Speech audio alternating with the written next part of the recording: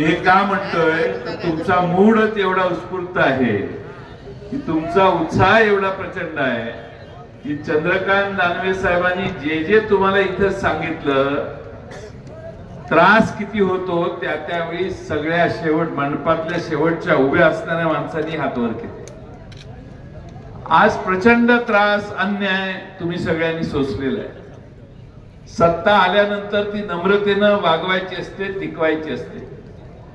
पण आपण माणसांना लाथा घालायला लागलो तर सामान्य माणसाला लक्षात येतं की आता याची साथ सोडली पाहिजे. ह्याच्या जवळ गेलं तर काय मिळणार आहे आता सगळ्यांना कळले. त्यामुळं या मतदारसंघातच नाही सगळ्या मराठवाड्यात जनता त्यांची साथ सोडेल अशी माझी खात्री आहे. आज अनेक प्रश्न आहेत पण मी महाराष्ट्रातल्या अनेक मतदारसंघात जाऊन आल्यावर माझी खात्री झालेली आहे की उद्याचं सरकार हे महाविकास आघाडीचंच येणार. त्याच्यात काय आता पर्याय नाही. आमचं सरकार आल्यावर आम्ही काय करणार अनेक माहिती माझ्या आधीच्या सगळ्यांनी दिले. राहुल गांधी, उद्धव बाळासाहेब ठाकरे आणि शरद पवार साहेब यांनी मुंबईला पंचसूत्री जाहीर केली आणि काल 10 तारखेला आमचा जाहीरनामाही तिघांचा म्हणून आम्ही जाहीर केलेला आहे. पण ह्या पंचसूत्रीमध्ये पहिला मुद्दा आहे की महाराष्ट्रात आम्ही महालक्ष्मी योजना सुरू करणार आणि महालक्ष्मी योजनेत महाराष्ट्रातल्या गरीब महिलांच्यासाठी आम्ही 3000 रुपये देण्याची व्यवस्था दरमहा करणार.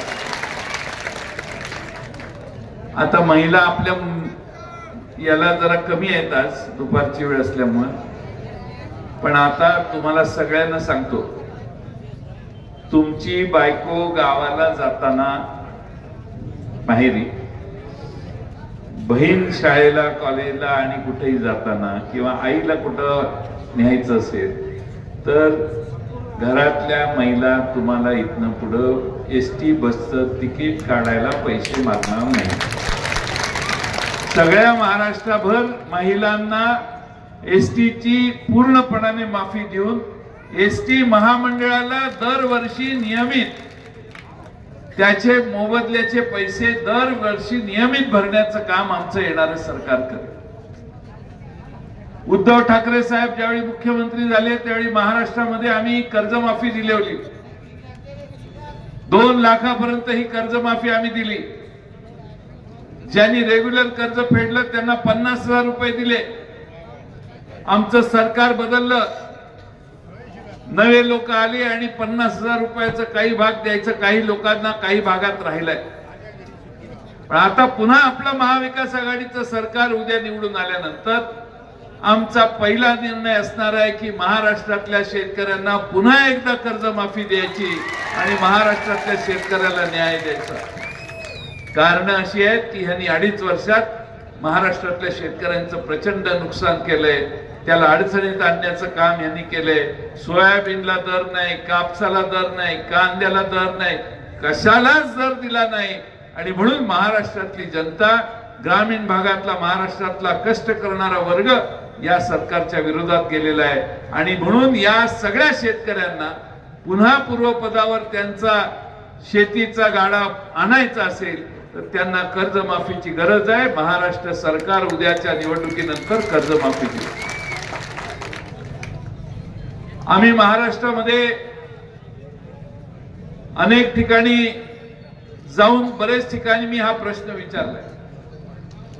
मोदी सरकारने, मोदी साहेबांनी लोकसभेच्या आधी एक गॅरंटी काढलेली 5 लाख रुपये तुम्हाला 5 लाखापर्यंत प्रत्येकाला 80 कोटी लोकांना 5 लाखापर्यंत आरोग्याची हमी दिलेली. म्हणजे 5 लाखापर्यंत कुठल्या हॉस्पिटलमध्ये गेला, खर्च केला, त्याचं कार्ड दाखवलं मोदी साहेबांचं तुम्ही तर तुम्हाला माफी. एवढ्या मोठ्या सभेमध्ये कोण आहे का की ज्याला मोदींचं कार्ड घेऊन गेल्यावर हॉस्पिटलने कर्ज माफी बिल माफ केलं?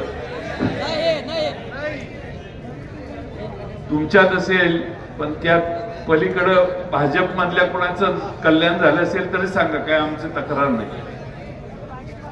आम्ही महाराष्ट्र सरकारमध्ये आल्यानंतर असा निर्णय घेतलेला आहे की प्रत्येक घरात 5-6 माणसं असतात कुटुंब. महाराष्ट्रातल्या गरीब माणसांच्या घरासाठी 25 लाख रुपयाचा विमा काढून आम्ही त्यांना देऊ. त्यांना 25 लाखापर्यंत कोणतेही संकट आलं तरी हॉस्पिटलचं बिल माफ करण्याची व्यवस्था महाराष्ट्रात इथून पुढे करण्याचा मानस आम्ही महाविकास आघाडीने ठेवलेला आहे. अनेक गोष्टी आहेत की ज्या तुम्हाला सांगून मी तुमचा वेळ घेणार नाही. पण महाराष्ट्रामध्ये 75,000 नोकऱ्या देतो म्हणून 6 महिन्यापूर्वी यांनी घोषणा केली. भरती झाली नाही, कॉन्ट्रॅक्टवर माणसं भरली. यांनी घोषणा केली की आम्ही सगळी सरकारी रिक्त पद भरू. 2.5 लाख जागा मोकळ्या आहेत आणि ह्या सरकारने मागच्या कॉन्ट्रॅक्टवर माणसं नेमायचं पाप केलेलं आहे. आणि म्हणून आम्ही ठरवलेलं आहे की उद्या निवडणुकीनंतर महाराष्ट्रातली सरकारी नोकऱ्यांची भरती एमपीएससीच्या मार्फत केली जाईल. एमपीएससीचं व्यापक स्वरूप निर्माण केलं जाईल आणि कुणालाही वशिल्यानं, कुणालाही पैसे देऊन, कुणालाही भ्रष्टाचार करून सरकारी नोकरीत येता येणार नाही. कष्ट करणाऱ्या हुशार मुलांना त्यांच्या न्याय हक्क हा देण्याची व्यवस्था एमपीएससीच्या मार्फत आम्ही करू. महाराष्ट्रातल्या कुठल्याही युवकाला असं वाटणार नाही की सरकार असं का करते आणि सरकार मागच्या दारानं माणसं का भरते. बरेच मुद्दे आहेत. पण आपल्याला आज चंद्रकांत दानवेंचं कौतुक केलं पाहिजे की प्रतिकूल परिस्थितीत या नेत्यानं त्यांना तोंड देण्याचं काम केलं. प्रचंड त्रास होतो माहिती आहे मला, एवढं सोपं नाहीये. त्यांनी आपल्या मर्यादशील भावना व्यक्त केल्या, पण आम्हाला माहिती आहे की त्यांना गेले काही वर्ष सतत किती त्रासाला आणि अन्यायाला तोंड द्यावं लागेल.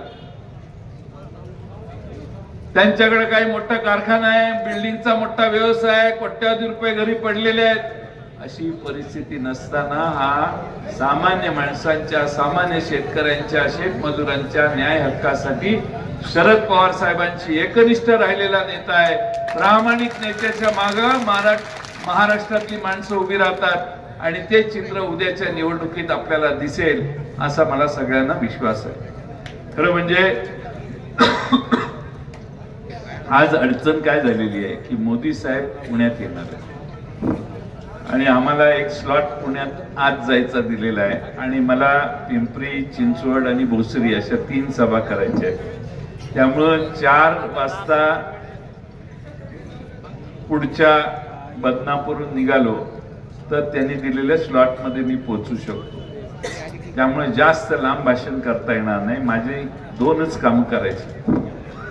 एक म्हणजे घरी गेल्यावर बायको, मुलगी, आई सगळ्यांची मीटिंग घ्यायची. सगळ्यांसाठी हे बोलू नका रे, ऐकतोय ते मोबाईल खिशात ठेवा आणि माझं म्हणणं ऐका. हे महत्वाचं काम आहे आपलं. घरातल्या आई, बहीण, बायको, वहिनी सगळ्यांना बोलवायचं. आज गेल्या गेल्या मीटिंग करायची आणि सगळ्यांना सांगायचं तो दाढीवाला 1,500 रुपये देत होता, ह्यो आलेला आहे तो 3,000 रुपये द्यायला तयार आहे. आपल्याला ह्याच्याच बाजूने जावं लागेल. हे सगळ्यांनी घराघरात जाऊन सांगा. आज भ्रष्टाचाराचा एवढा कळस झालेला आहे की छत्रपती शिवाजी महाराज हे आपल्या सगळ्यांचं दैवत आहे. छत्रपती शिवाजी महाराजांचा मोदी साहेबांनी उद्घाटित केलेला मालवणचा पुतळा हा पडला, कोसळला. छत्रपती शिवाजी महाराजांचा पुतळा यांना सरळ उभा करता आला नाही. त्यात भ्रष्टाचार केल्यामुळं, कमकुवत दर्जाचं मटेरियल वापरल्यामुळे तो पुतळा कोसळला. एकनाथ शिंदे साहेब म्हणतात की वाऱ्यामुळे पुतळा कोसळला. दुसऱ्या दिवशी जाऊन मी विचारलं, अरे कुठून वारं आलं? तर ते म्हणले ह्या बाजूने आलं. पुतळा कुठं पडला? ज्या बाजूने वारं येत होतं तिकडच पडला. सरकार कसं चालवलं असेल ह्याचा विचार करा. ज्यांनी छत्रपती शिवाजी महाराजांना भ्रष्टाचारात सोडलं नाही, त्यांच्या पुतळ्यामध्ये पैसे खाल्ले, सुमार दर्जाचा जसा पुतळा उभा करताना काम केलं, तसंच या महाराष्ट्रातले सगळे रस्ते आहेत ना, तो तिकडं मुंबईकडे जाणारा एक सेतू तयार केला, अटल सेतू, त्यालाही भेगा गेला. समृद्धी मार्ग केला, त्यालाही अनेक ठिकाणी भेगा गेले. यांनी केलेलं एक काम धड नाही, सगळ्या कामामध्ये सुमार दर्जाचा काम केल्यामुळं प्रचंड नुकसान झालं. राम मंदिर गळलं, लोकांचे लोकशाहीचं मंदिर देखील गळायला लागले, संसद देखील गळायला लागली, संसद गळायला लागली. काय दिसेल ते.